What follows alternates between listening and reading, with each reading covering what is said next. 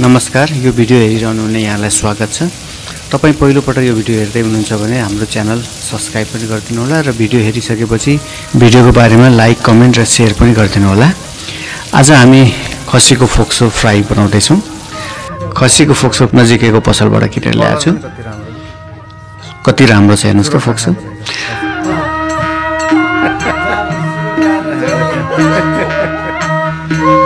खसीको फोक्सो बनाउनको लागि सबभन्दा पहिला आवश्यक सामग्रीको बारेमा जानकारी दिँदैछु तपाईलाई। मैले फोक्सो फ्राई बनाउनको लागि पहिला लिएको छु मैदा, अन्डा, मिट मसला, जिरा धनियाको धुलो, अनि बेसार, नुन, लसुन अदुवाको पेस्ट र तेल फ्राई गर्नको लागि। यति भएपछि फोक्सो फ्राई गर्नलाई आवश्यक सामग्री पुरा हुन्छ। मैले यहाँ अन्डा भने, जुन अन्डालाई अंग्रेजीमा एग भन्छौं।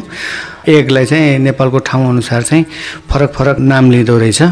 जस्तै अब पूर्वतिर भने यो डिम्मा भन्ने गर्दो रहेछ भने यो मध्यतिर जुन नेपालको मध्य भागतिर जस्तै काठमाडौँ आसपासतिर चाहिँ अन्डा भन्ने गर्छ भने पश्चिमतिर चाहिँ यसलाई फुल भन्ने गर्छ। अन्डा, डिम्मा र फुल जे भने पनि अंग्रेजीमा EGG अर्थात एग हो। जसलाई चाहिँ काठमाडौँमा अन्डा भनिन्छ भने पूर्वतिर डिम्मा भन्छ, पश्चिमतिर फुल भन्छ। यो तपाईलाई जानकारी दिएँ। मैले यहाँ ठाउँ ठाउँमा अन्डा मात्र भनिरहेको छु। मैले काठमाडौँमा भिडियो बनाएको भएर अन्डा भनेछु। तर अन्डा भन्दा कन्फ्युज नहुनु होला। पूर्वतिरका साथीहरूले बुझ्नु होला डिम्मा भनेर र पश्चिमतिरकाले फुल भनेर सम्झिनु होला। अब सबभन्दा पहिला मैले एउटा भाँडामा चाहिँ यो मैदा राख्दैछु र मैदा राखिसकेपछि मैदा मैले पानी राख्दै बिस्तारै घोल्दै छु। घोलेर यतिको चाहिँ पातलै बनाउनुपर्छ, बाक्लो बनाउनु हुँदैन। हामी पातलो बनाइरहेछौँ।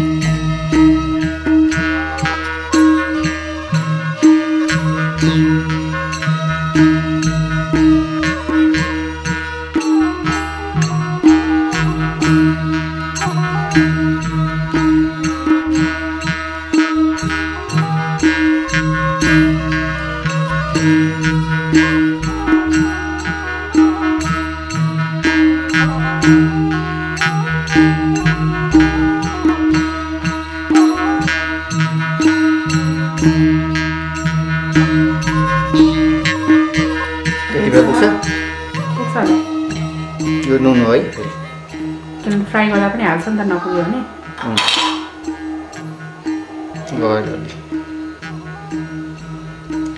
बेसार धेरै हुन्छ। धेरै हुन्छ बेसार भनेर बेसार हालेपछि अलिकति पहेँलो हुन्छ। हेर्नुहोस्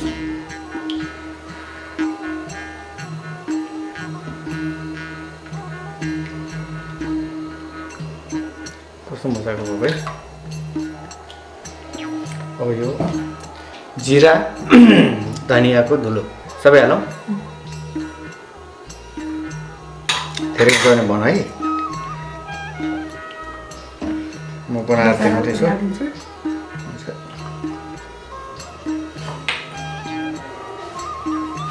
बेसारले चाहिँ त्यो के हाल्यो? मिट मसला, मिट मसला, मासु मसला हो यो मिट मसला।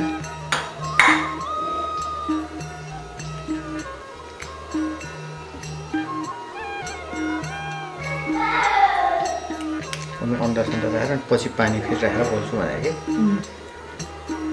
यो भरि चाहिन्छ पानी चाहिन्छ। अब यो लसुन अदुवा पेस्ट,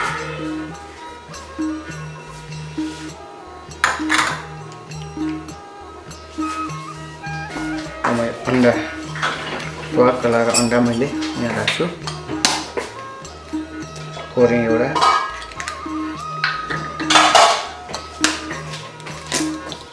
दुईटा फोरेँ,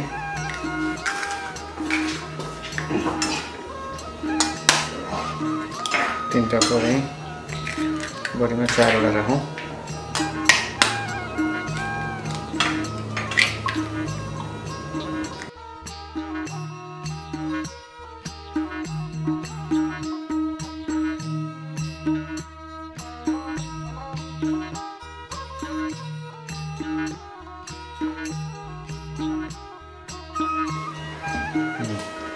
बल्ल मजा आयो।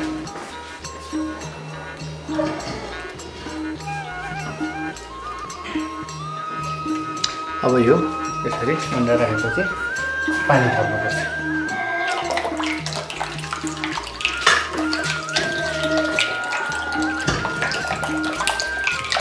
पुग्दैन है कवि हजुर के चाहिँ पानी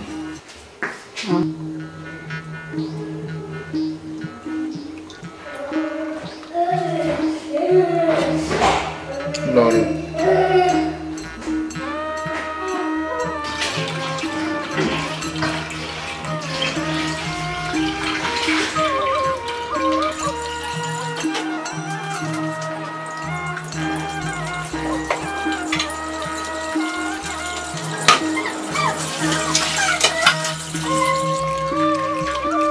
नलैजाउ न छोरी त्यो अब पुग्छ होला यति बेला त्यति पुग्छ होला पुग्छ अब यो हालसँग यो छोरी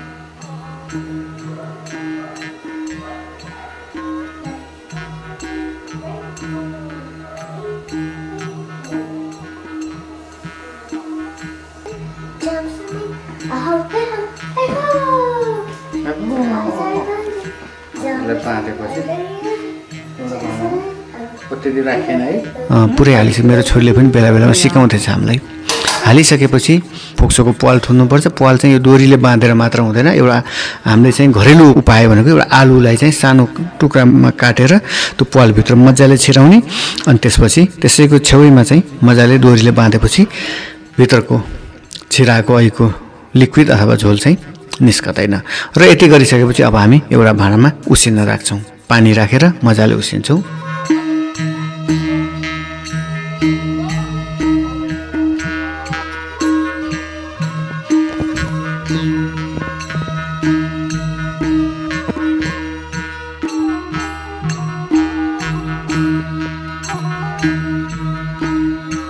यो उसिनिसकेपछि तयार भइसक्यो फोक्सो अब यो फोक्सोलाई म सेलाउन दिन्छु र सेलाइसकेपछि अब हामी यो फोक्सोलाई सानो सानो स्लाइस काट्छु त्यतिन्जेलमा म एउटा भाँडामा तताउँछु र भाँडा तातिसकेपछि म त्यसमा तेल राखेर अब तेल पनि तातिसक्यो र यो स्लाइस गरेको फोक्सोलाई फ्राई गर्न थाल्छु